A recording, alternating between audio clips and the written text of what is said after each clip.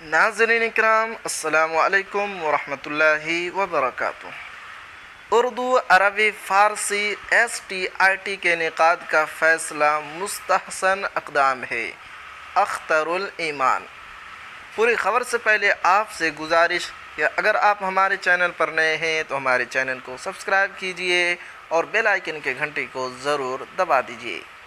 مجلس اتحاد المسلمین کے ریاستی صدر اور امور کے رکن اسمبلی اختر الایمان نے ایک اخباری بیان جاری کر کے کہا ہے کہ وہ وزیر تعلیم کے اس فیصلے کا استقبال کرتے ہیں جس میں اردو، فارسی اور عربی مضامین کے لیے STIT کے انعقاد کے لیے ضابطہ نامہ بنانے کی ہدایت دی گئی ہے۔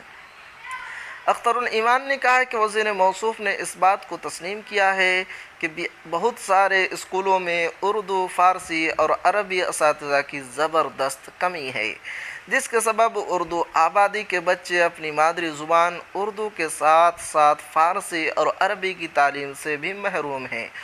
انہوں نے کہا کہ نئی تعلیمی پالیسی میں بچوں کو ان کی مادری زبان میں 5ویں جماعت تک تعلیم دینا لازمی ہے۔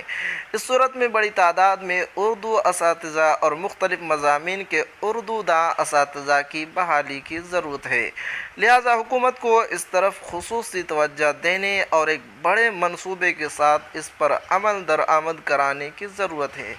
اختر الایمان نے کہا کہ اسکولوں میں اساتذہ کے نہیں رہنے کے سبب لمبے عرصے سے عربی و فارسی تدریس نہیں ہو رہی ہے، جو کسی طور سے مناسب نہیں ہے۔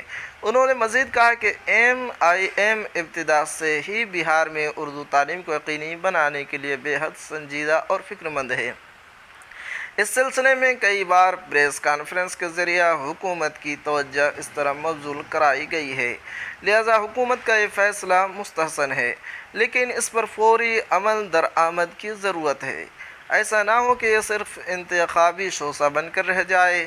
اختر الایمان نے کہا کہ 12,000 اسپیشل TIT کے امیدواروں کو کامیاب قرار دے کر ان کے 7 برسوں کے دیرانہ مطالبے کو بھی پورا کیا جائے۔